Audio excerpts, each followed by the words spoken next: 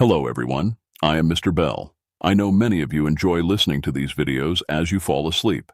So before you drift off, I'd love for you to leave a comment letting me know where in the world you're tuning in from. And if you're enjoying the story, don't forget to like and subscribe. Alright, now let's get comfortable, relax, and dive into tonight's case. Working the night shift as a cleaner in an office block was a lonely job, but it paid the bills. The routine was simple. I'd arrive at 10 p.m. and work until 2 a.m., cleaning and tidying up the building floor by floor. Most nights it was just me and Eddie, the security guard. But one night things took a chilling turn. I walked into the building, exchanged a nod with Eddie, and headed up to the 4th floor where I usually started my cleaning.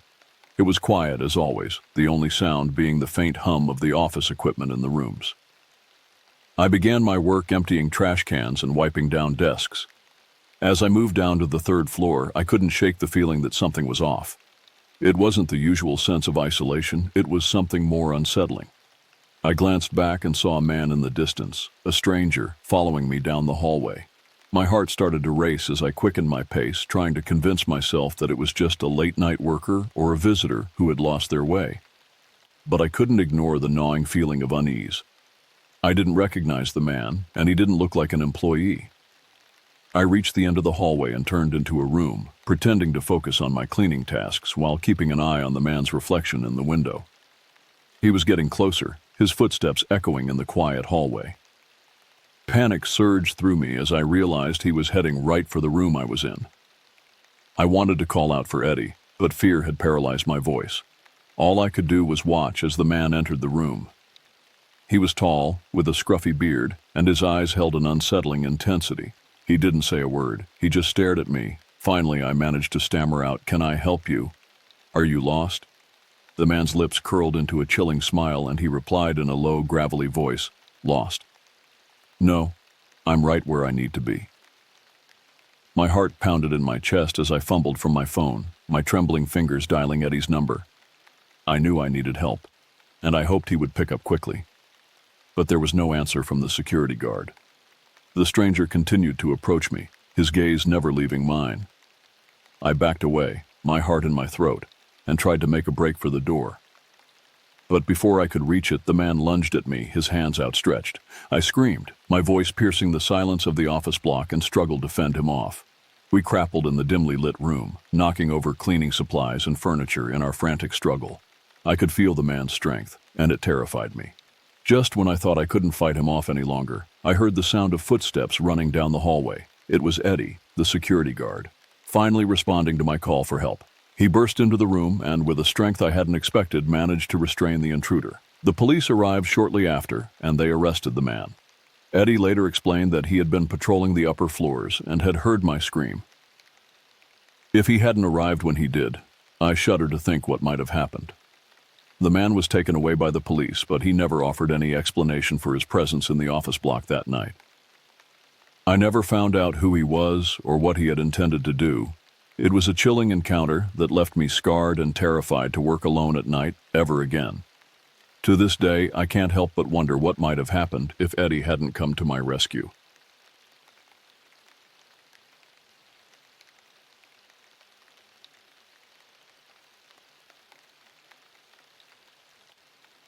Being a night terror had its moments, both heartwarming and challenging. I had cared for Sheila, a sweet elderly lady, for years. Her gentle demeanor had made it a pleasure to be there for her during the night hours when she needed assistance. But one night, everything changed. I received a call from the company that Sheila had taken a fall at home. They told me it was a slip and that she needed immediate attention. Worried, I rushed to her house where I had spent countless nights before. I knew every corner, every creaky floorboard, and the comforting routine of caring for Sheila. As I entered her home, a wave of anxiety washed over me. The dimly lit hallway felt eerie, and the air seemed heavy with something I couldn't quite put my finger on. I called out for Sheila, but there was no response. My heart raced as I followed the faint sound of a whimper into her bedroom, where I found there shattered the calm routine we had established over the years. Sheila lay on the floor, her frail body bruised and battered. It wasn't a simple slip. She had been attacked. Her eyes filled with terror as she gazed up at me. Tears welled up in my eyes as I rushed to her side, cradling her head gently in my arms. I could barely comprehend the cruelty of the person who had done this to her. Sheila was a defenseless, kind woman who had never harmed a soul. I called the police and waited with Sheila, comforting her as best as I could.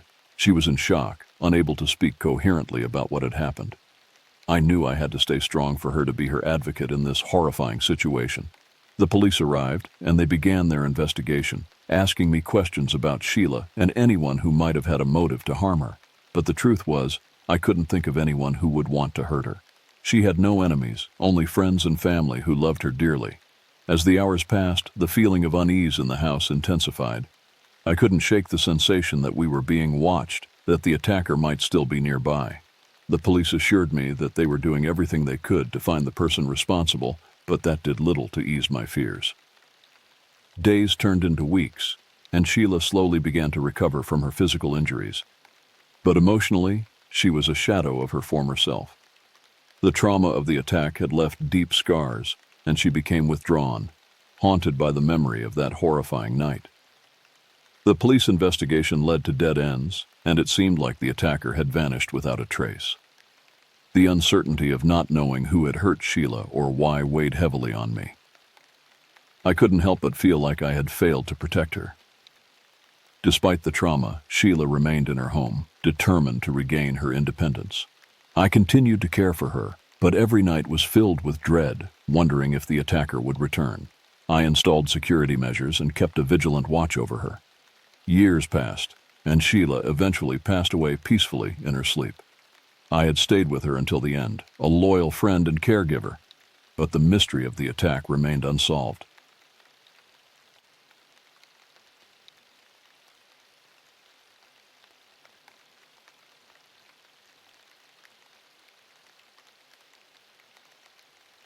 Working the night shift at the gas station had become a mundane routine for me.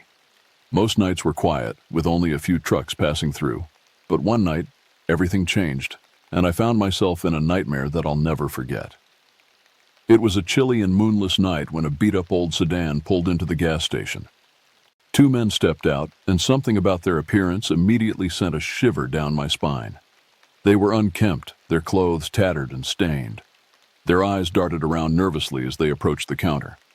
I forced a polite smile and greeted them as they entered. The taller of the two men, with greasy, disheveled hair, mumbled a response. The other, shorter one, remained silent, but his eyes were fixated on me with an intensity that made me uneasy. They both seemed on edge, and I couldn't help but feel that something was off about the situation. My instincts screamed at me to be cautious, but I continued to serve them, trying to keep my composure. As the taller man paid for his gas, I noticed a glint of something metallic hidden beneath his jacket.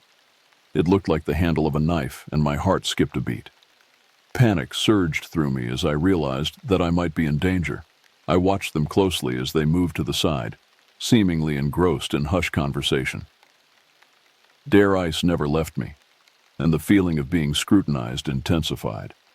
I considered calling the police, but I had no concrete reason to do so yet. The minutes dragged on, and the tension in the air became unbearable. The two men were clearly not in a hurry, and the longer they lingered, the more my anxiety grew. I knew I needed to find a way to get them to leave without provoking them. I began to feign a headache, rubbing my temples and sighing loudly. I hoped they would take the hint and finish up their business. But instead, they started whispering to each other again, their voices growing increasingly agitated. Finally, the taller man turned to me, his eyes filled with an unsettling mix of anger and desperation. He said something about needing directions and getting lost in the area. It was a flimsy excuse, and I could tell he was trying to keep me engaged in conversation. I stammered out some vague directions, urging them to leave, but they didn't move. Instead, the shorter man took a step closer, his eyes narrowing as he studied me. I could see the glimmer of suspicion in his gaze, and I knew I had to tread carefully.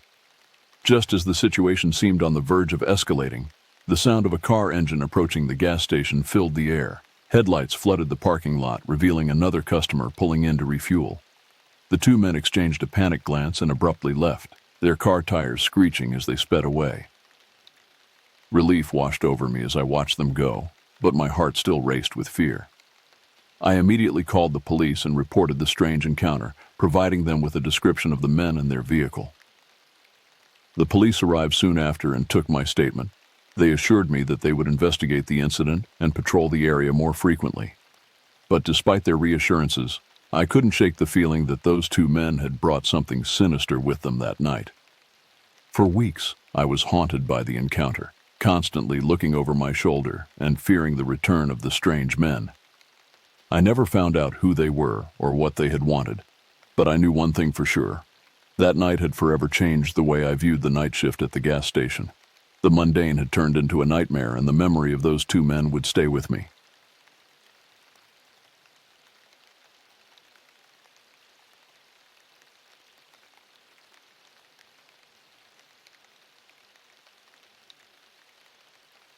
Driving the night bus had its quirks, but I had grown used to the solitude and the occasional odd passenger. It was approaching midnight, and I was on one of the final stretches of my usual late-night route, with only 6 more stops to go. The bus was empty, and the hum of the engine was the only sound that broke the silence. As I approached a dimly lit, isolated bus stop, I noticed 3 figures huddled on the bench. It was unusual to see anyone waiting at this hour, but I pulled over, thinking they were just late-night travelers trying to get home. I opened the doors, and the 3 men, all dressed in ragged clothes, stepped onto the bus. There was something unsettling about their appearance, but I couldn't quite put my finger on it. They seemed disheveled, with wild, darting eyes that made me uneasy.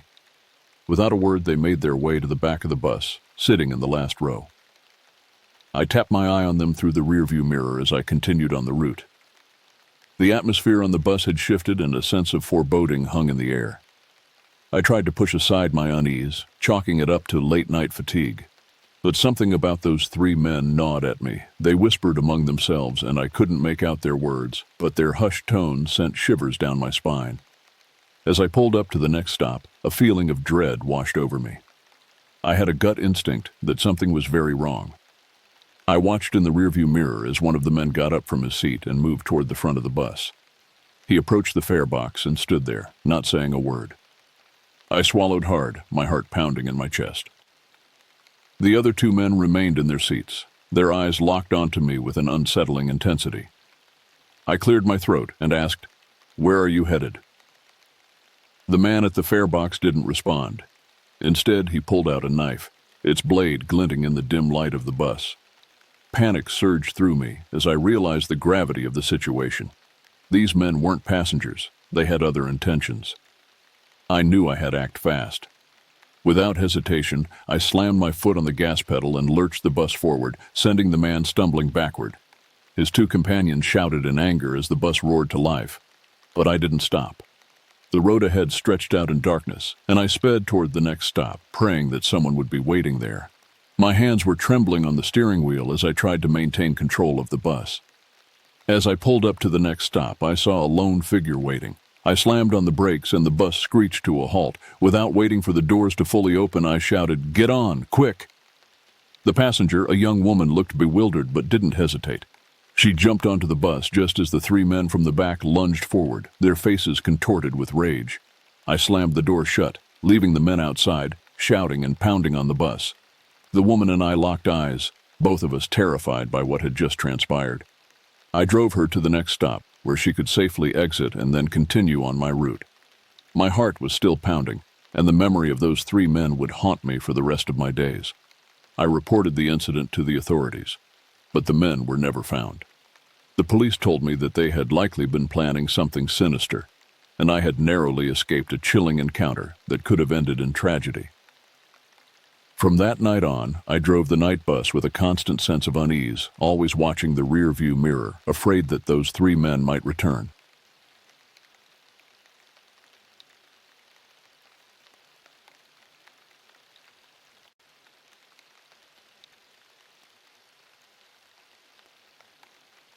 Working the night shift at a 24-hour convenience store had its share of odd encounters, but nothing could have prepared me for what happened one fateful night around 1 a.m.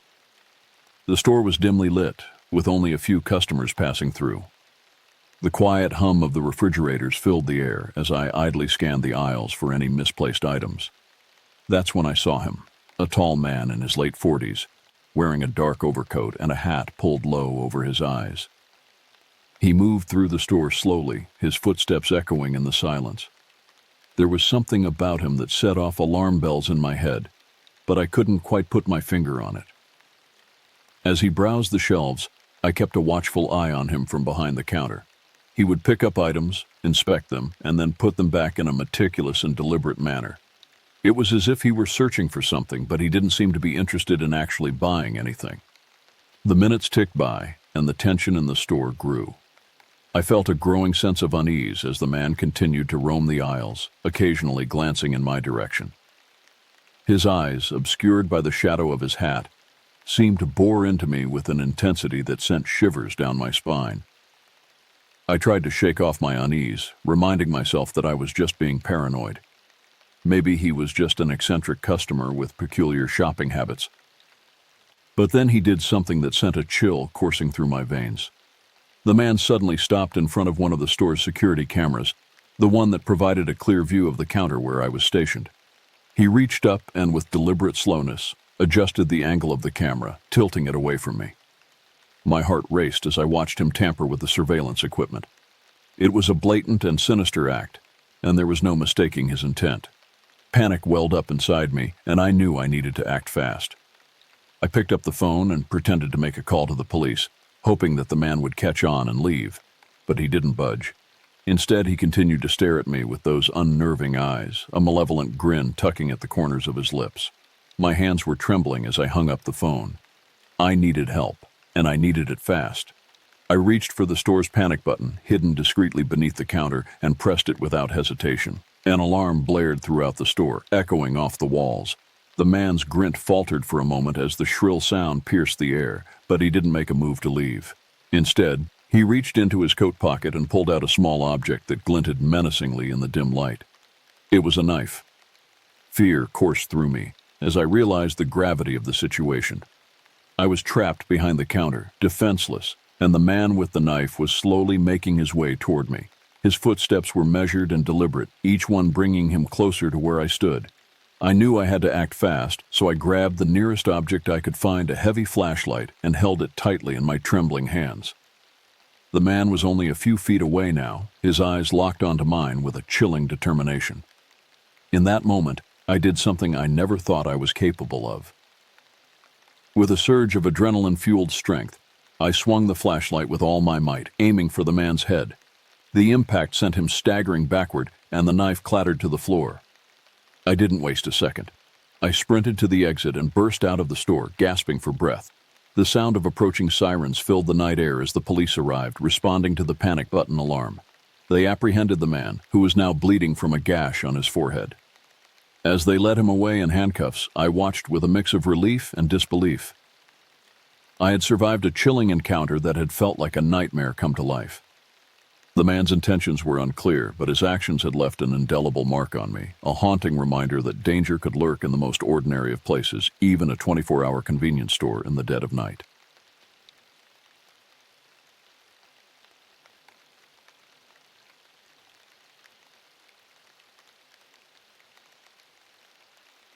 This happened to me a couple of years back now. See, being a flight attendant on the red-eye flights was part of my routine, and I thought I had seen it all. But one night, as we cruised at 30,000 feet, a passenger's request would plunge me into a nightmarish encounter I would never forget. The cabin was dimly lit, and most passengers were asleep or trying to get some rest. My rounds have become routine checking on passengers, serving drinks, and making sure everyone was comfortable. As I moved down the aisle, I noticed a man in his late 30s, his face edged with anxiety. He was fidgeting nervously, his hands trembling as he clutched his armrest. I approached him with a friendly smile, trying to ease his discomfort. "Is there anything I can help you with, sir?" He glanced around as if to ensure no one was listening, then leaned in closer and whispered, "I need to tell you something. Something terrible." My heart raced as I tried to comprehend the gravity of his words. He looked desperate, his eyes darting around nervously. I urged him to continue, wondering what could be so horrifying that he felt compelled to share it with a stranger on a plane. With a quivering voice, he began to recount a story that would send shivers down my spine. He explained that before boarding our flight, he had committed an unthinkable act. He had butchered a family in their own home. My stomach churned as he described the gruesome details of his actions. He had entered their house, unaware of who they were, and carried out a merciless massacre. The brutality of his words left me in shock. The tears welled up in his eyes as he confessed the horrific crime. He explained that he couldn't bear the weight of his guilt any longer and felt compelled to reveal his dark secret to someone. He had chosen me, a stranger on a plane, as the recipient of his confession. The realization of what I had just heard hit me like a tidal wave. I was trapped in an airplane with a man who had committed unspeakable atrocities, and there was nowhere to run. Fear gripped me, and I struggled to maintain my composure. I knew I had to act carefully. My first instinct was to inform the authorities, but I had to consider the safety of the passengers and crew on board. I couldn't risk causing a panic mid-flight. I tried to engage the man in conversation, hoping to keep him occupied while I devised a plan to alert the authorities discreetly. He continued to recount the gruesome details of the murder, his voice filled with anguish. As I listened, I realized that the man's mental state was deteriorating rapidly. He seemed tormented by his actions, haunted by the faces of the family he had slaughtered. I took a deep breath and decided to approach the captain with my concerns. I discreetly relayed the man's confession and urged the captain to contact the authorities on the ground. The captain's expression mirrored my own shock and disbelief.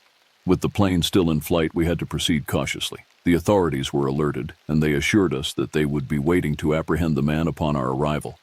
I felt a sense of relief, knowing that help was on the way. The flight continued, but the atmosphere on board was tense. Passengers had picked up on the unease, and whispers of concern spread throughout the cabin. I did my best to reassure them that the situation was under control, even though my own anxiety was reaching its peak. Finally, as we touched down at our destination, the man was met by airport security. He was escorted off the plane in handcuffs, his face contorted with a mix of regret and despair. As I disembarked, I couldn't shake the feeling of dread that had settled over me. I had survived a chilling encounter with a man who had committed an unthinkable crime.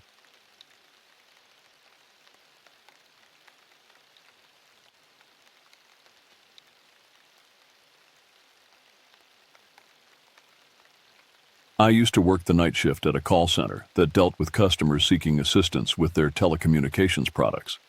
Most nights were mundane, with routine calls about billing issues, technical glitches, and the occasional irate customer.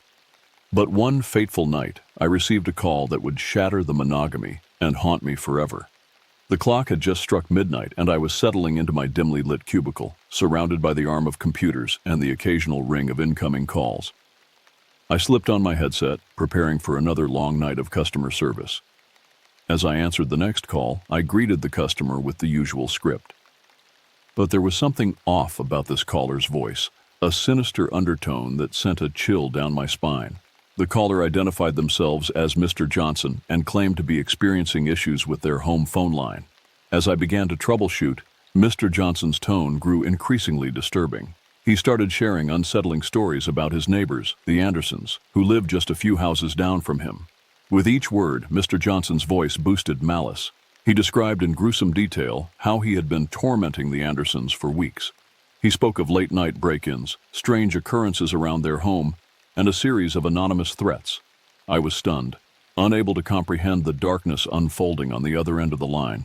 Mr. Johnson's words painted a horrifying picture of psychological torture and physical harm inflicted on an unsuspecting family. My training hadn't prepared me for this. I tried to keep Mr. Johnson talking, desperately hoping to gather enough information to help the authorities intervene. He continued his macabre confession, revealing the depths of his obsession with the Andersons. As he spoke, I discreetly signaled my supervisor to listen in on the call and informed them of the disturbing nature of the conversation. My supervisor contacted the authorities while I kept Mr. Johnson engaged. The minutes dragged on like hours as I listened to Mr. Johnson's twisted tales of terror. He seemed to revel in the fear he had instilled in his neighbors, sharing grisly anecdotes of his actions in chilling detail. Finally, I heard the sirens approaching in the background, a glimmer of hope that the nightmare might come to an end.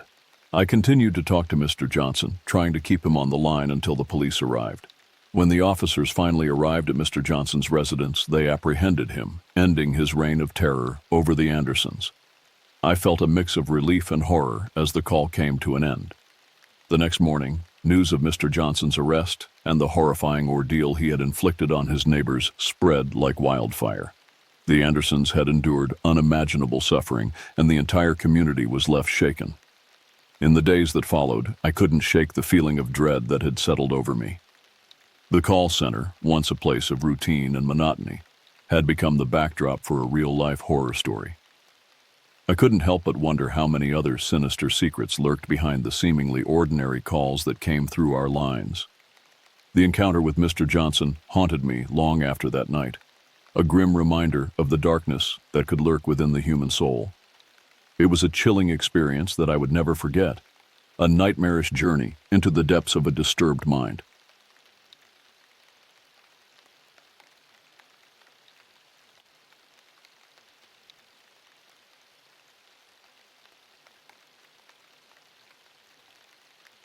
I used to work as a security guard on the night shift at a sprawling warehouse complex. My job was pretty routine: monitor the security cameras, patrol the premises, and ensure that everything was in order. Most nights were quiet, with nothing more exciting than a few stray cats setting up the motion sensors. But one night, everything changed. It was around 3 a.m., and I was doing my usual rounds when I noticed something hot on one of the security cameras. There was a figure hunched over, moving cautiously near the perimeter fence. My heart quickened as I realized that it was an intruder. I grabbed my flashlight and radio, called for backup, and headed in the direction of the intruder. The warehouse complex was enormous, with rows upon rows of storage units and dimly lit corridors. The only sounds were the hum of machinery and the occasional rustling of the wind.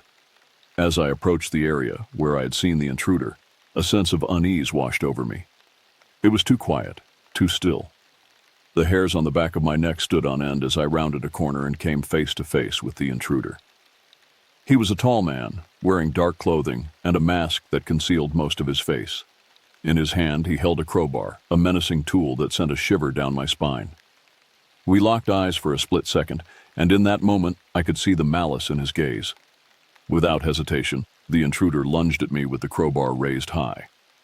I barely had time to react, and I instinctively raised my arms to shield myself from the impending blow. The impact was excruciating, and I felt a searing pain shoot through my arms. I stumbled backward, my flashlight falling to the ground and casting eerie shadows on the walls. The intruder wasted no time and came at me again, his eyes filled with madness.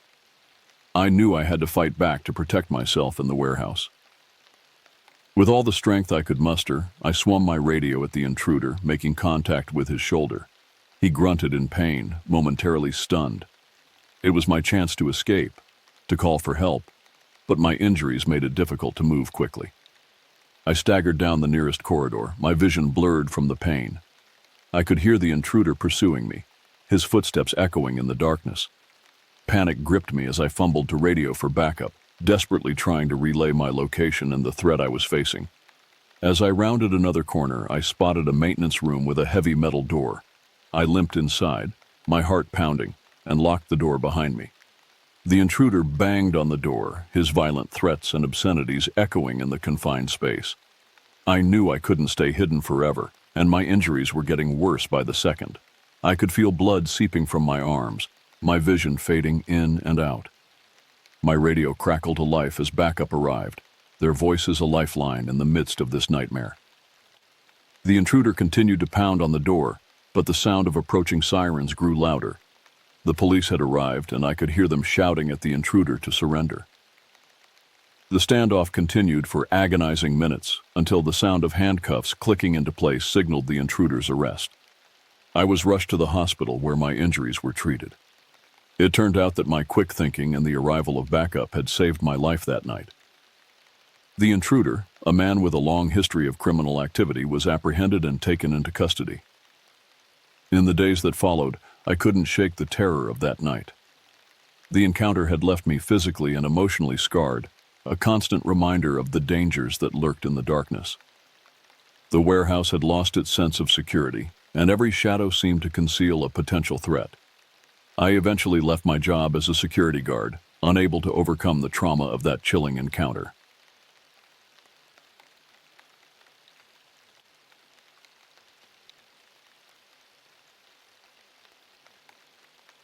So, my name's Barry, and many years back I was a night baker at a small family-owned bakery on the outskirts of town.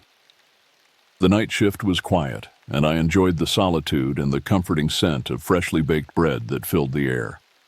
But one night, as I was going about my usual routine, something happened that would forever haunt my nightmares. It was well past midnight, and I was alone in the bakery. My only companions the ovens and the dough I was kneading. The soft hum of the industrial-sized mixers was the only sound in the room, and I was lost in my own world of flour and yeast. That's when I heard it, a faint, almost imperceptible creaking sound. I froze, the dough in my hands forgotten. I strained my ears, trying to pinpoint the source of the noise. It couldn't be the ovens. They had been turned off for the night. Then, I heard it again, a slow, deliberate creak, like the sound of an old wooden floorboard being stepped on. Panic gripped me as I realized that someone was inside the bakery with me. My first thought was that it must be a coworker playing a prank, but the dread in the pit of my stomach told me otherwise. I grabbed a rolling pin, my only makeshift weapon, and slowly made my way toward the source of the noise. The bakery was dimly lit, with shadows dancing on the walls. My heart pounded in my chest as I approached the storage room, where the creaking sound seemed to originate. The door to the storage room was slightly ajar, and I could see a sliver of darkness beyond it. With trembling hands, I pushed the door open, and what I saw next froze my blood. A man stood there, shrouded in darkness, his features obscured by a hood and a mask. His eyes, though, burned with an unsettling intensity. In his hand he held a knife, a large gleaming blade that glinted in the faint light. Time seemed to stand still as we stared at each other, the rolling pin in my hands feeling utterly inadequate. I had no idea who this intruder was or what he wanted, but it was clear that I was in mortal danger. Without warning, the intruder lunged at me, the knife slashing through the air. Instinct kicked in and I dodged to the side, narrowly avoiding the deadly blade. My rolling pin swung down in a desperate counterattack, striking the intruder's arm. He let out a pained cry, and the knife clattered to the ground. It was my chance to escape, and I didn't waste a second. I bolted from the storage room, my heart racing as I ran through the bakery, not daring to look back. As I burst out of the bakery's back door, I could hear the intruders and rage shouts behind me. I ran as fast as my legs could carry me, not stopping until I reached the safety of a nearby gas station, where I called the police. The authorities arrived quickly and searched the bakery, but the intruder was gone. There was no sign of forced entry, and it seemed as though he had vanished into thin air. I gave them a description of the man, but I had never seen him before in my life. In the days that followed, the police launched an investigation, but the intruder remained elusive. I couldn't return to work at the bakery. The trauma that night was too much to bear. I constantly wondered who the man was and why he had targeted me. It's been years since the terrifying encounter, but the memory still haunts me. I've moved to a new town and found a different line of work, but the fear and paranoia have never truly left me. That night, in the heart of a bakery, I fought for my life.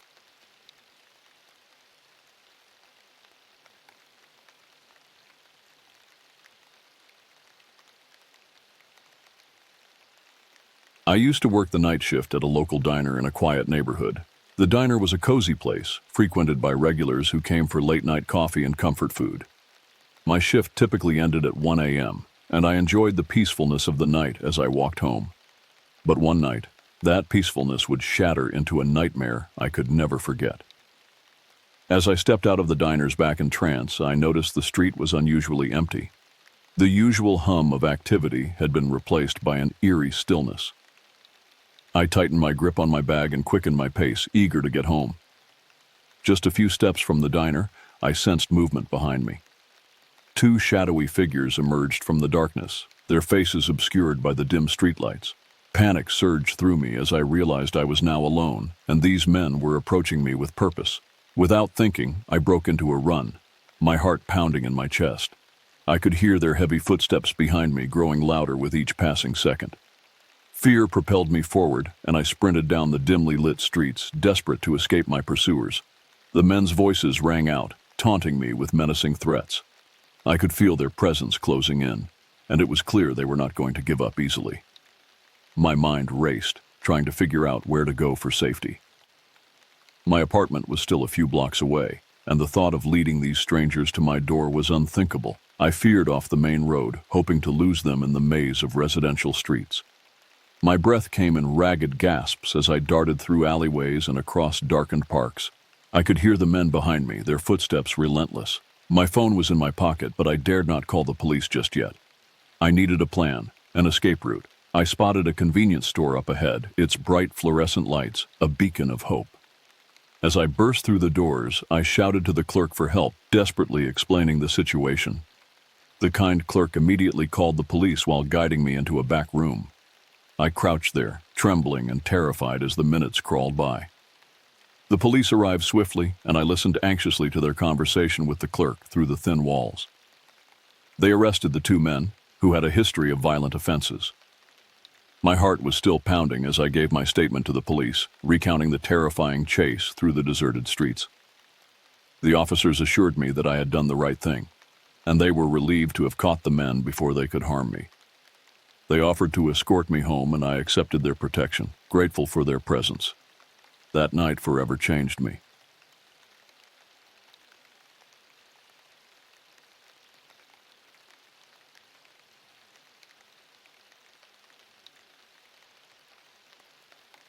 I was a night concierge at a high-end apartment building in the heart of the city. My job was straightforward.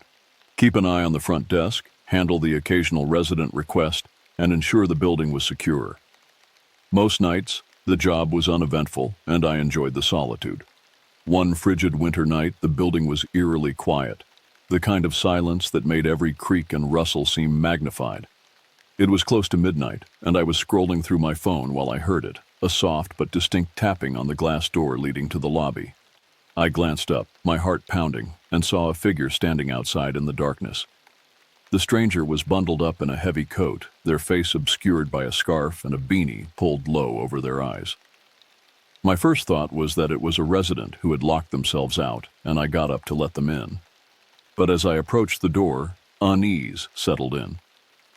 The person didn't move, and their stance seemed unnatural, as if they were frozen in place.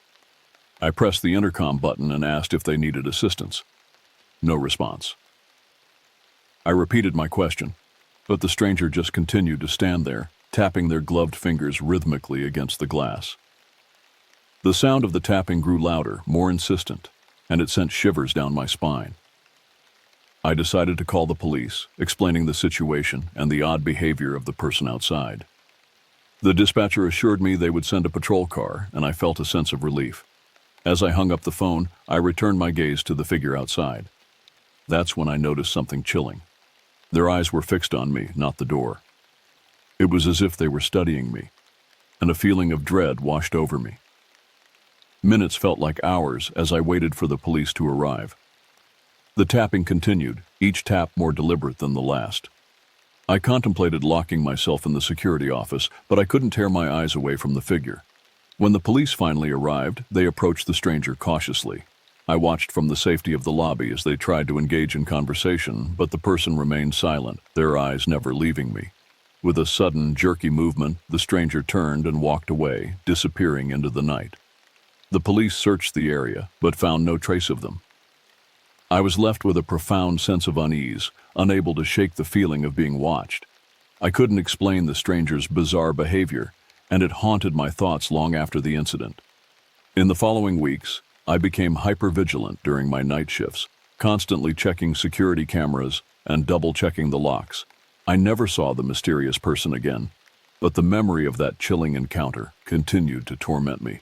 To this day, I can't help but wonder what their intentions were and why they had singled me out that night. It's a nightmare I can't forget.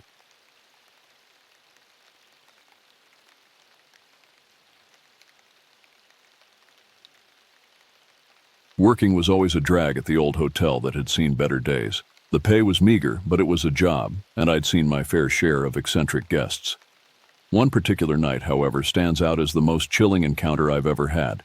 It was 2:13 a.m., and I was on the night shift. The lobby was empty, and the only sounds were the soft hum of the antique chandelier overhead and the ticking of the ornate grandfather clock against the wall.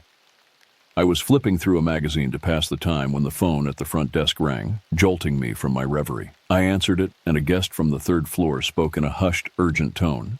They explained that there was a problem with their room's heating and they were feeling uncomfortably cold. Politely, I assured them I would be right up with the space heater. As I climbed the creaking stairs to the third floor, I couldn't help but feel a sense of unease. The corridor was dimly lit, and the old wallpaper seemed to ominously. I reached the guest's room, room 313, and knocked gently. The door creaked open slowly, and I was met with a frigid blast of air. The guest was seated in a chair by the window, their back turned toward me. I announced myself and entered cautiously, asking whether they would like the space heater. There was a pause, and then a soft, eerie whisper from the guest, "Behind you." I turned around to find them standing inches from my face, their eyes wide and unblinking, filled with an unnatural intensity. The space heater dropped from my hand, and my heart raced as I stumbled backward. In a voice that seemed to come from the depths of the abyss, the guest said, "You don't belong here. None of you do." I was paralyzed with fear as they continued, speaking in disjointed sentences about secrets hidden within the hotel's walls, about forgotten guests, and about the hotel's dark history. They spoke of things that should never have been known, and my mind struggled to comprehend their cryptic words. Suddenly, they reached out and grabbed my arm with a strength that defied their frail appearance. Their grip was like a vice, and I felt a searing pain shoot through my arm. With a final chilling warning, they hissed, "Leave this place before it devours you too." With great effort, I wrenched free from their grasp and fled the room, slamming the door behind me. My heart pounded in my chest as I descended the stairs and reached the safety of the lobby. I called the police immediately, explaining the disturbing encounter. When the police arrived, they found the guest in room 313 had disappeared, leaving the window wide open despite the freezing temperatures outside. There was no trace of them, and the room was empty, as if they had never been there. In the days that followed, I couldn't shake the memory of that chilling encounter. The hotel's dark history and the cryptic warnings of the guest haunted my dreams. I quit my job soon after, unable to bear the weight of the unexplainable terror that had invaded my life. To this day, I avoid passing by that old hotel, and I can't help but wonder about the secrets that lie hidden within its walls, and the enigmatic guest who left me with a nightmare I will never forget.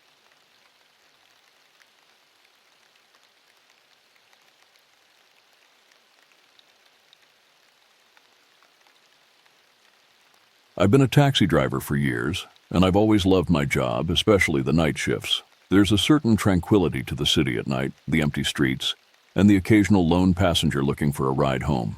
It's a job that lets me be my own boss, and I've had my fair share of interesting passengers.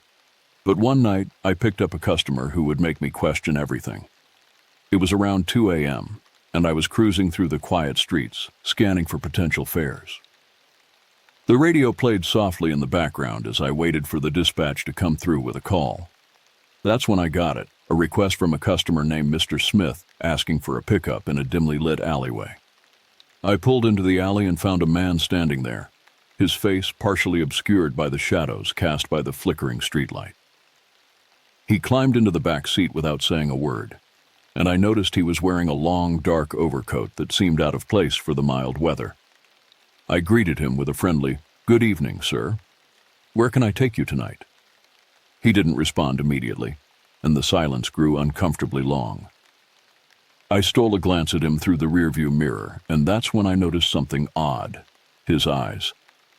They were cold, lifeless, devoid of any emotion, like staring into the abyss. Finally, he spoke, his voice low and measured. "Take me to 34 Maple Street." I started the meter and pulled away from the curb, making my way through the quiet streets toward Maple Street. The passenger remained silent, and I couldn't shake the feeling that something was off. The hairs on the back of my neck stood on end. As we approached Maple Street, I couldn't help but notice that it was a dead end, a dimly lit cul-de-sac surrounded by overgrown trees. I glanced at the passenger again, now feeling a sense of unease creeping over me. "We're here," I said, pulling over to the curb. The man didn't move. He continued to stare straight ahead, his expression unchanging. I cleared my throat, growing increasingly uncomfortable. "Sir, we've arrived at Maple Street. Do you need any assistance?" That's when he turned his head slowly to look at me, and his eyes locked onto mine in the rearview mirror. "You can't imagine the things I've seen," he said in a voice that sent shivers down my spine. I fumbled for my phone, ready to call the police if needed. But before I could do anything, the passenger reached into his coat pocket and pulled out a photograph. He handed it to me, and as I looked at it, my blood ran cold. It was a picture of me, sitting behind the wheel of my taxi, taken from behind. The photograph was recent, and I realized it had been taken while I was waiting for a fare. Panic set in as I realized that this man had been watching me, stalking me. "You shouldn't have taken this job," he said, his voice taking on an eerie calmness. Fear coursed through me, and I fumbled for the door handle, desperate to escape. But before I could open the door, the passenger lunged at me, his hands wrapping around my throat. I gasped for air, my vision growing dim as he squeezed the life out of me. In a desperate struggle, I managed to free one hand and jab my fingers into his eyes. He held in pain, releasing his grip on my throat. I kicked open the door and stumbled out of the taxi, gasping for breath as I collapsed onto the pavement. The passenger emerged from the taxi, his face contorted with rage, but I managed to crawl away and scream for help.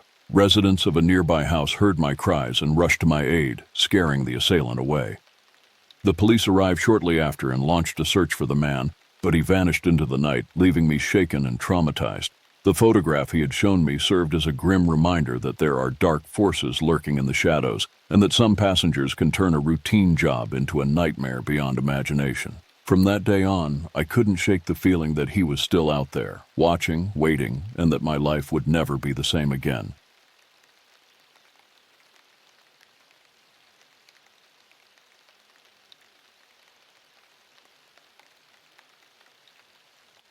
I've been a road sweeper for as long as I can remember, and I've grown used to the solitude of the night shift. It's a lonely job, driving up and down the empty streets, cleaning away the debris of the day. But one night, as I made my rounds, I had an encounter that would haunt me forever. It was a particularly cold night, and a thick fog had settled over the city. I could barely see a few feet in front of me as I maneuvered the sweeper down the deserted streets. The only sound was the low hum of the engine and the swish of the brushes against the asphalt. As I turned onto a dimly lit side street, I noticed a figure up ahead, standing in the middle of the road. I slowed down, thinking it was a pedestrian who had ventured out too late. But as I got closer, I realized that something was terribly wrong. The figure was dressed in tattered clothes, their back turned to me. They appeared to be hunched over, as if in pain. I honked the horn, hoping to get their attention and urge them to move out of the way, but they didn't react. I parked the sweeper a safe distance away and stepped out, my heart pounding in my chest. I called out to the person, asking if they needed help, but there was no response. The fog seemed to swallow my words, and the silence was suffocating. As I approached the figure, dread knotted me. Something about this situation felt deeply unsettling. I could now see their disheveled hair and torn clothing more clearly. They seemed to be muttering to themselves, their voice a low, incomprehensible murmur. "Are you okay?" I asked, my voice quivering. Suddenly the figure turned to face me, and I recoiled in horror. Their face was contorted into a grotesque mask of pain and anguish, and their eyes were vacant, devoid of any humanity. It was as if they were trapped in some nightmarish trance. I stumbled backward, my heart racing, and fumbled for my phone to call the police. But as I glanced back at the figure, I realized they were moving toward me, their shuffling footsteps echoing eerily in the silence. Panic surged through me, and I jumped into the sweeper, slamming the door shut. I locked it and revved the engine, desperately trying to back away from the approaching figure. But to my horror, they continued to advance, their movements erratic and disjointed. I finally managed to maneuver the sweeper onto the road and sped away, leaving the nightmare figure behind. As I looked back in my rearview mirror, I saw them standing there, still and lifeless, in the middle of the fog-shrouded street. I reported the encounter to the police, but they could find no trace of the mysterious figure when they arrived at the scene. I couldn't sleep for weeks, haunted by the memory of that night and the chilling encounter with a person who seemed to be trapped in a world of torment. To this day, I can't shake the feeling that there are things lurking in the shadows, things that defy explanation and understanding. And every time I'm on the night shift, I can't help but glance nervously into the darkness, wondering if I'll ever encounter something as nightmarish as that fog-shrouded figure again.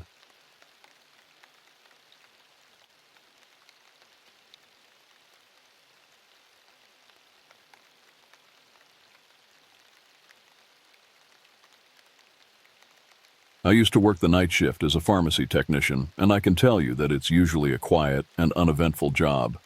Most nights, I'd fill prescriptions, restock shelves, and maybe help a few customers who couldn't sleep and decided to pick up their medication in the middle of the night. But one night, something happened that still sends shivers down my spine. It was a rainy and cold night, and I had just finished refilling the pill dispensers when the phone rang. I picked it up, expecting it to be a doctor calling in a prescription or a nurse with a question about a medication. But the voice on the other end was neither of those. "Hello," the voice said, and it sounded shaky and anxious. "I need your help. Please, you have to listen." I asked what was wrong, and the person on the line began to explain that they were in excruciating pain. They described their symptoms in detail, and it was clear that they were in distress.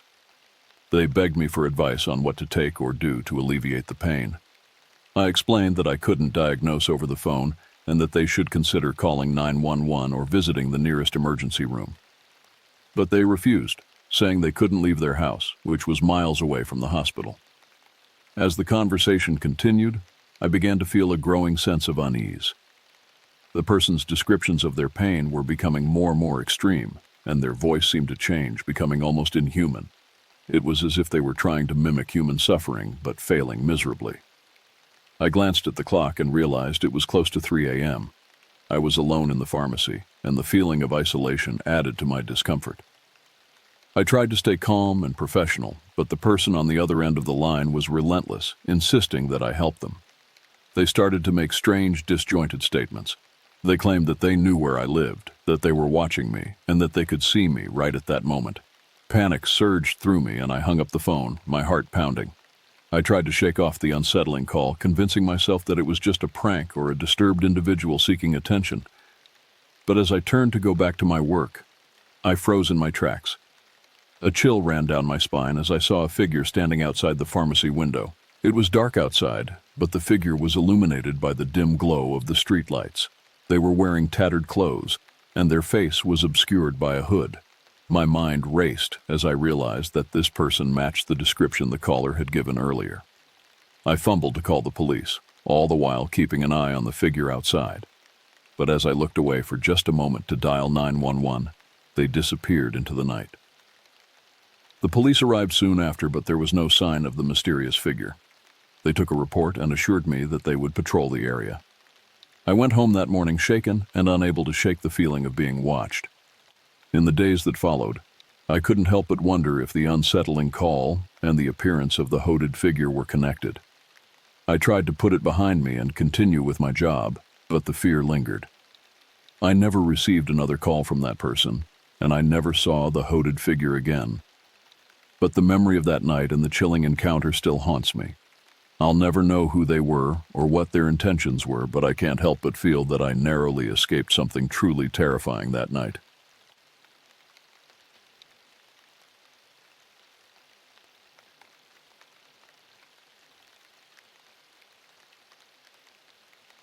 I used to work the night shift at a small, unassuming office building. It was a job that paid the bills, but it was far from exciting.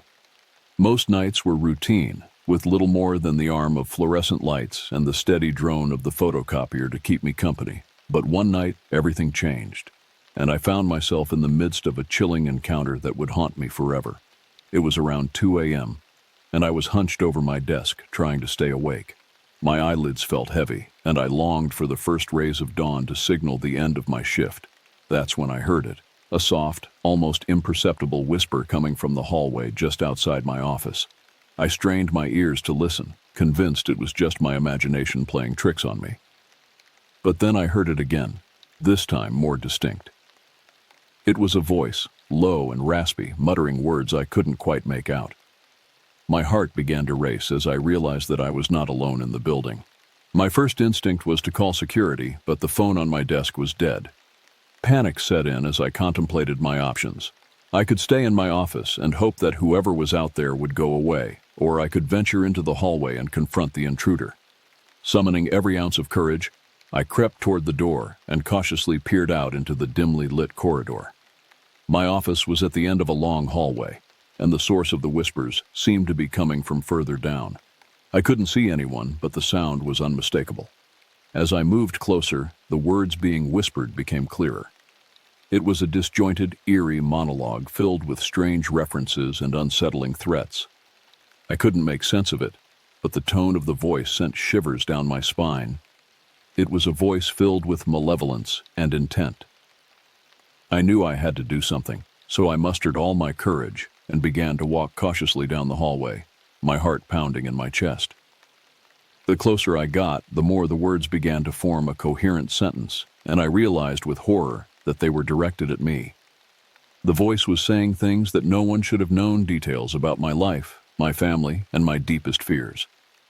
It was as though the intruder had access to my most private thoughts and memories. I felt exposed and vulnerable, trapped in a nightmare that I couldn't wake up from. I reached the source of the voice, a janitor's closet, and slowly pushed the door open. What I saw inside made my blood run cold.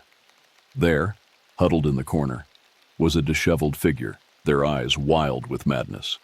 It was a coworker, someone I had known for years, but they were no longer the person I remembered. They continued to mutter their eerie monologue, their gaze fixed on me with an intensity that sent a chill down my spine. I tried to talk to them to understand what had driven them to this point, but their words grew more nonsensical and menacing. I backed away from the closet, my mind racing. I knew I had to get out of there, but the building was a labyrinth of darkened hallways and locked doors. I couldn't risk running into anyone else who had been affected by whatever had possessed my coworker. I made my way back to my office and locked the door, my heart pounding in my chest. I reached for my phone and called the police, explaining the bizarre and terrifying situation I had found myself in. They assured me that help was on the way and told me to stay put. As I waited in my darkened office, I could hear the footsteps of the police officers approaching. When they finally arrived, they took my coworker into custody, and I watched as they were led away, still muttering their unsettling monologue. I was left to pick up the pieces of that night, trying to make sense of what had happened. My coworker was never the same after that, and I couldn't shake the feeling that something truly malevolent had taken hold of them. I quit my job shortly afterward, unable to shake the trauma of that chilling encounter. To this day, I don't know what caused my coworker to descend into madness, and I don't want to find out. All I know is that some mysteries are best left unsolved, and some encounters are better left in the darkness of the past.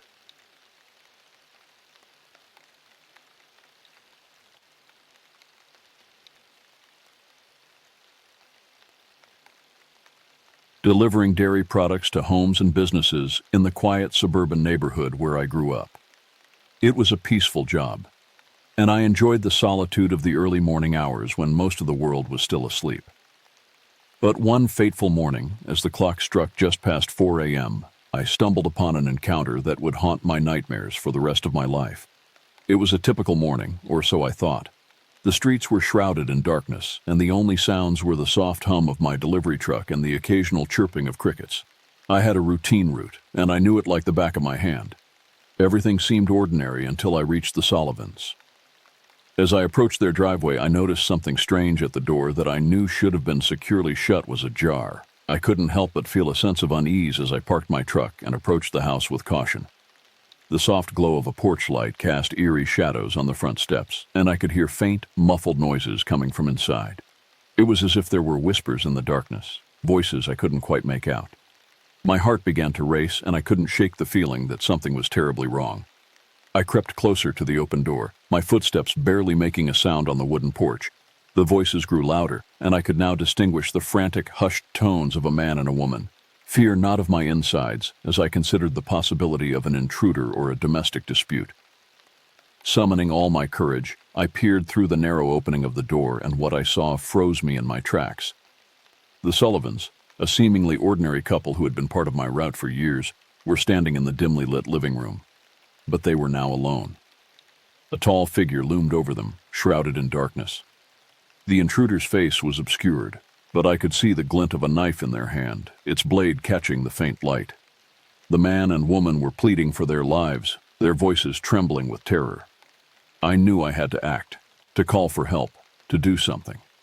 But fear rooted me to the spot, rendering me helpless as I watched the horrifying scene unfold before my eyes.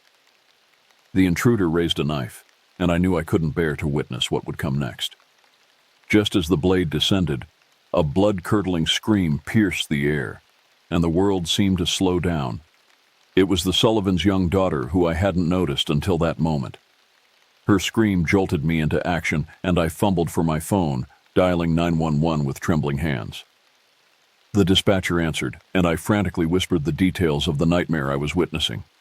She assured me that help was on the way, and I hung up, praying that it would arrive in time. In the minutes that felt like an eternity, I watched as the intruder turned toward the young girl, their knife still gleaming ominously. But before they could take another step, the blaring sirens of approaching police cars shattered the silence. The intruder fled into the darkness, leaving the Sullivans and their daughter shaken but alive. The police arrived just in time to give chase, but the assailant managed to escape. The Sullivans were grateful for my call, but I couldn't shake the feeling that I had been a helpless witness to their terror. The events of that night left me traumatized, unable to continue my work as a milkman. I often wonder what drove someone to commit such an horrifying act, but I'll never know. All I can do is carry the burden of what I've witnessed and hope that the Sullivans can find some semblance of peace in the aftermath of that chilling encounter.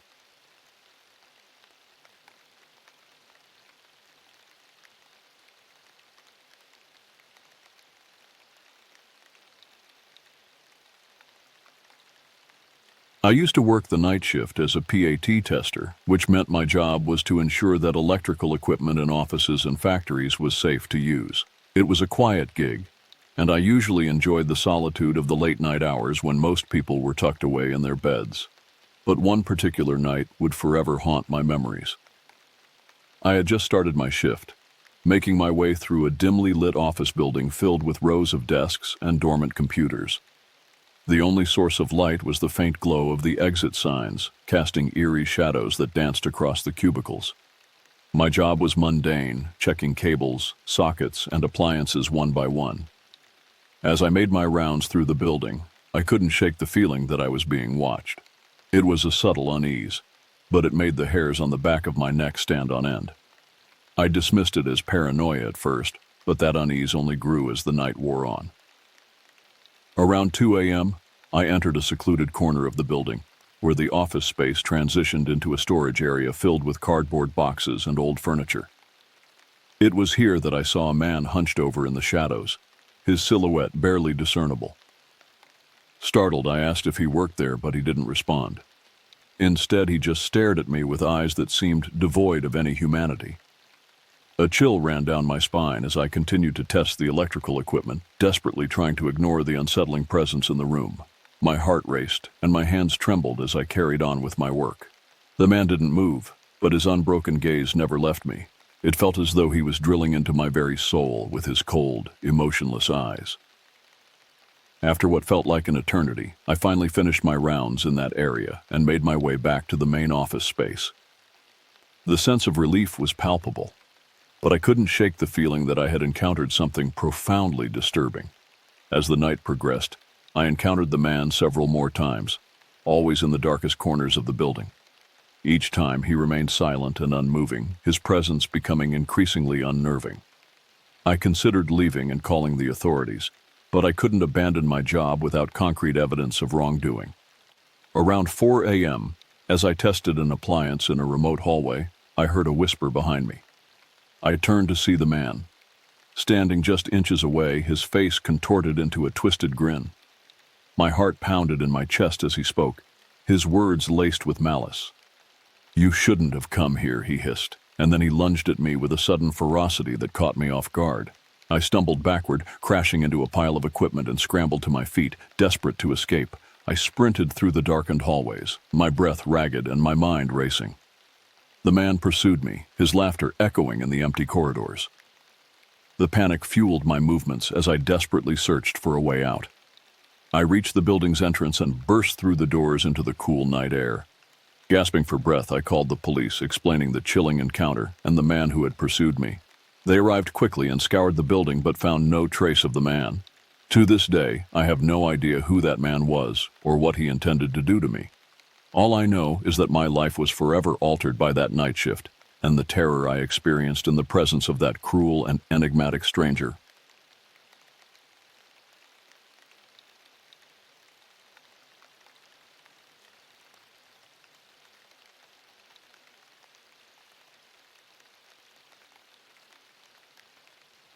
My line of work was digging up streets and repairing gas pipes. It was grueling work, but it paid the bills.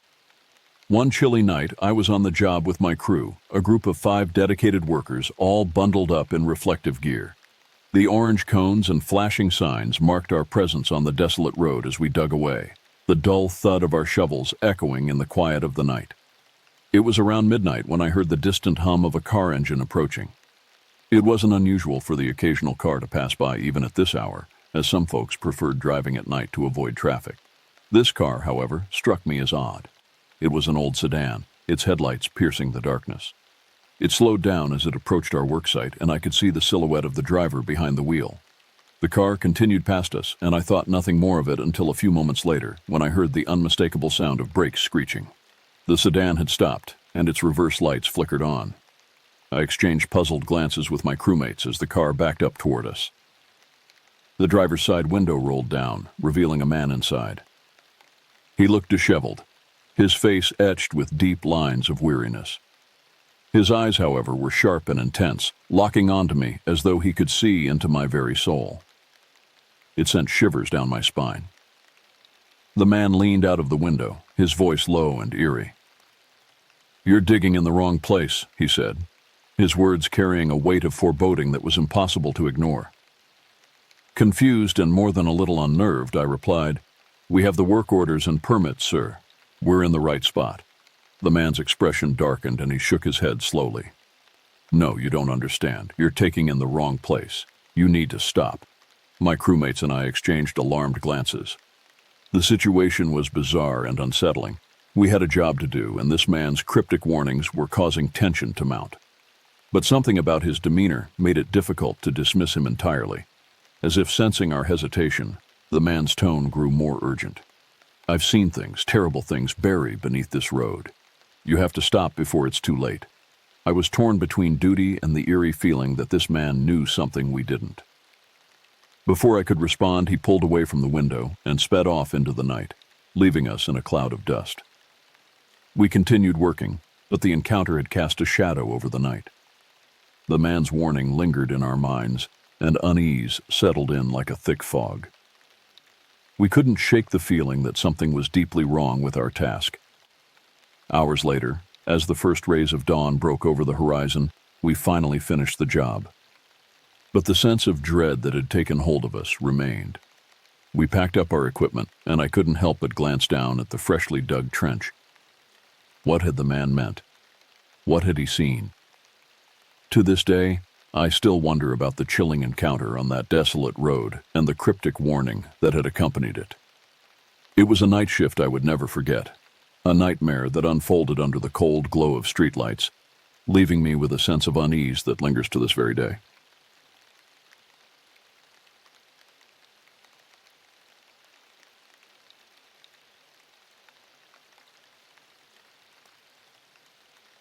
I used to be a lighthouse keeper on a remote island, a solitary existence that had a certain tranquility to it.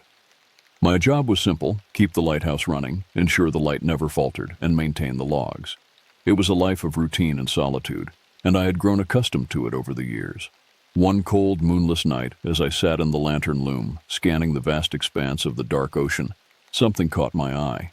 It was a faint, distant light, not the typical navigation lights of passing ships, but something much more peculiar. It was an eerie, pulsating glow, like a distant torch bobbing on the water. Curiosity piqued. I grabbed my binoculars and focused on the source of the light. What I saw sent a shiver down my spine. It was a rowboat, a small wooden vessel, and inside it sat a solitary figure, rowing steadily towards the island. The clow I had seen came from a lantern affixed to the front of the boat.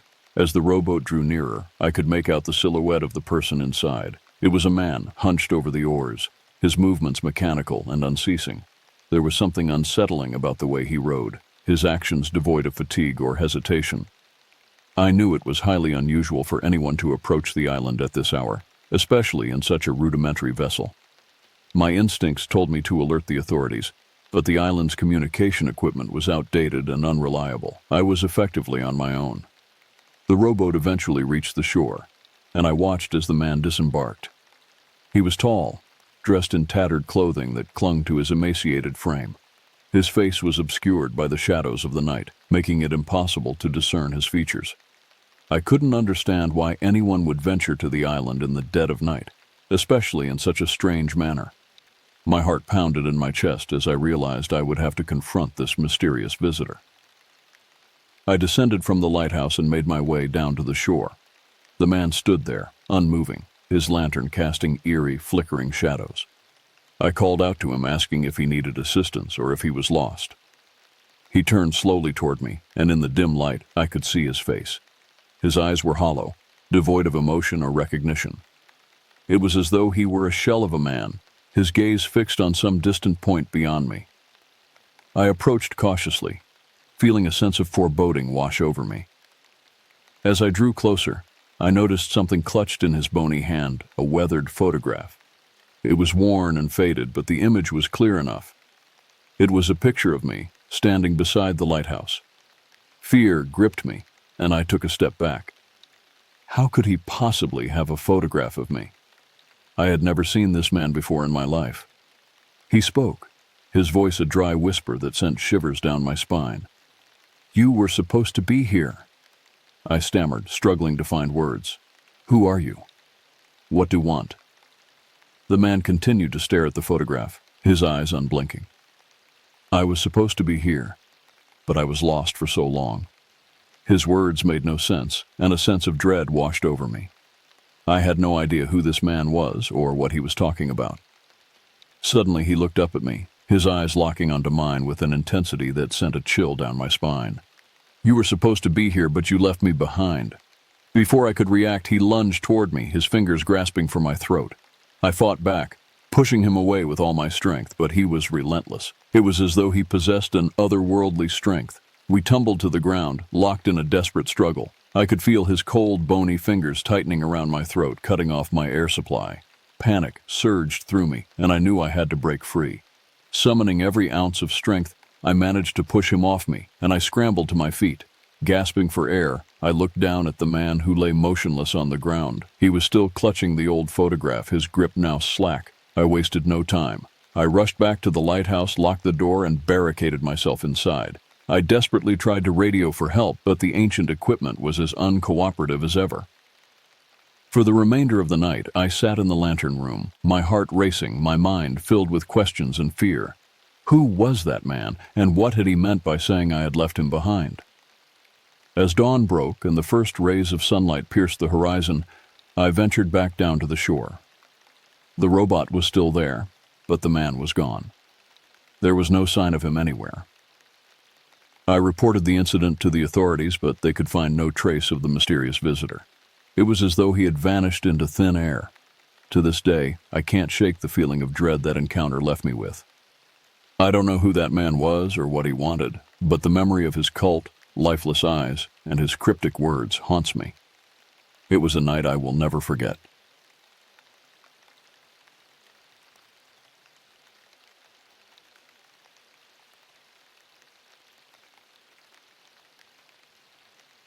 I was a private investigator, and most of my work was pretty straightforward, trailing cheating spouses or digging up information on corporate rifles. But one case I took on one rainy night was unlike anything I'd ever encountered. I had been hired to keep an eye on a wealthy businessman suspected of embezzlement. He lived in a sprawling mansion nestled deep within an exclusive gated community, and my job was to watch his every move from a nondescript fan park nearby. The rain fell relentlessly, making my surveillance all the more miserable. Hours passed, and the businessman showed no sign of wrongdoing. I grew restless and considered calling it a night when something caught my eye. A shadowy figure had emerged from the woods, clad in a dark hooded cloak. They moved stealthily, almost ghost-like, making their way toward the mansion. Intrigued, I focused my camera on this mysterious visitor. They approached the mansion's back entrance, which was concealed from the view of any passerby. With the rain pouring down, I couldn't get a clear shot of their face, but I knew this was my chance to uncover something significant. As the cloaked figure reached the entrance, I saw them produce a set of lock-picking tools and deftly work on the door. My heart raced. Was this a burglary? A sinister plot against a businessman? I had to find out. Carefully, I exited my van and moved closer, my camera trained on the intruder. My footsteps were muffled by the rain-soaked ground, but my nerves were on edge. I knew I was crossing a line, but my curiosity got the better of me. Just as the cloaked figure seemed to gain entry to the mansion, I heard a sudden rustling in the bushes behind me. I whirled around, my heart pounding, and shone my flashlight into the darkness. My hand trembled as I scanned the area, but I saw nothing out of the ordinary. I returned my attention to the mansion, only to find that the cloaked figure had disappeared inside. A surge through me. Should I call the police? What if this was a trap? I knew I had to finish what I'd started. Slowly, I approached the mansion and cautiously entered through the same entrance the intruder had used. The mansion was dark, and the air inside felt heavy with anticipation. I moved silently through the dimly lit hallways, my heart racing with every step. I finally reached a grand study where I could hear hushed voices. Peering through a cracked door, I saw the cloaked figure engaged in conversation with the businessman. They were arguing, their voices rising with tension. My camera captured every moment, and I realized that this was a pivotal moment in my investigation. But just as I was about to make my escape to safety, a creaking floorboard betrayed my presence. The businessman turned and saw me. Fear and anger flashed in his eyes, and before I could react, he shouted for his security team. I bolted, running through the mansion's labyrinth and corridors, the businessman's shouts echoing behind me. As I reached the back entrance, I heard footsteps closing in. Panic coursed through me, and I fumbled for my car keys. Just as I reached my van, I glanced back to see the businessman's security team closing in on me. I slammed the van's door shut and peeled out of the driveway, my heart pounding in my chest. I had uncovered something big, but I had also become the hunted. I never did get a chance to review the photographs I had taken that night. My priority was to get away safely, and I never returned to that mansion or took on another case like it. The memory of that chilling encounter still haunts me, a reminder of the thin line between being a private investigator and becoming part of the case itself.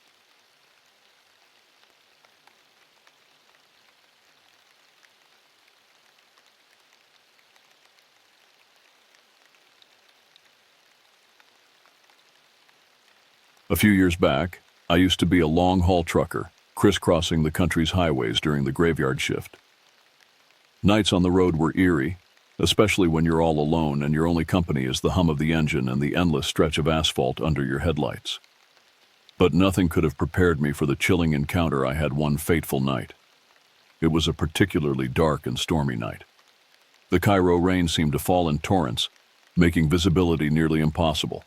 My windshield wipers struggled to keep up with the downpour, and the sound of thunder echoed in the distance. I had a strict schedule to keep, and I wasn't about to let a storm slow me down. As I cruised down a desolate stretch of highway, I noticed a faint silhouette up ahead. It was a hitchhiker standing alone in the pouring rain with a thumb extended. Now I'd heard all the warnings about picking up strangers on the road, but something about this person tugged at me. I decided to pull over, the splash of the puddles beneath my tires marking my approach. The hitchhiker was a young woman soaked to the bone with matted hair clinging to her face. She had a haunted look in her eyes, one that spoke of desperation and fear. I rolled down the window and asked if she needed a ride. Her voice was soft and tremulous as she accepted. She climbed into the cab and I offered her a towel to dry off. She introduced herself as Sarah, and the story she told was nothing short of terrifying. Sarah explained that her car had broken down miles back, leaving her stranded in the storm. She'd been walking for hours, drenched and scared, with no other choice but to hitchhike. She didn't have a cell phone to call for help, and she looked like someone who had been through hell. As we continued down the highway, Sarah grew more talkative, and her story took a darker turn. She mentioned a man, a sinister figure who had been following her for miles, lurking in the shadows of the woods that bordered the road. She described him as a tall, imposing presence, and fear crept into her voice as she spoke. I couldn't help but glance in my rearview mirror, scanning the darkness for any signs of this mysterious pursuer. I saw nothing, but the feeling of unease settled in my gut. Sarah's story became increasingly erratic, her words disjointed and filled with paranoia. She claimed the man had threatened her, promised to find her no matter where she went. She begged me to keep driving, to get as far away from him as possible. The rain pounded on the roof of the truck, drowning out all other sounds. I was torn between believing Sarah's disturbing tale and thinking she might be suffering from delusions brought on by exhaustion and fear. But deep down, I couldn't ignore the chilling sensation of her being launched. As we approached a deserted stretch of road, Sarah suddenly let out a piercing scream. My heart raced as I slammed on the brakes, the truck skidding to a halt. I turned to see her pointing at something outside the window, her eyes wide with terror. In the dim glow of the headlights, I saw him, the tall, menacing figure, standing in the middle of the road. He was dressed in tattered clothes, his face obscured by shadows. The sight of him sent a shiver down my spine. Without a second thought, I slammed the truck into reverse and sped away from the looming figure. The hitchhikers pleased for me to go faster filled the cab, but I was already pushing the old rig to its limits. As we left that nightmarish encounter behind, Sarah's fear began to subside, replaced by gratitude. She thanked me profusely for coming to her rescue, and I assured her that she was safe now. Hours later, we reached a small town, and I dropped her off at a motel, promising to cover her room for the night. She insisted that she'd be okay and needed no more than shelter from the storm. I never learned the full truth about Sarah's ordeal that night, and we parted ways without exchanging contact information. But the memory of that chilling encounter still lingers with me. I can't help but wonder what would have happened if I hadn't picked her up or if I had encountered that sinister figure in the darkness.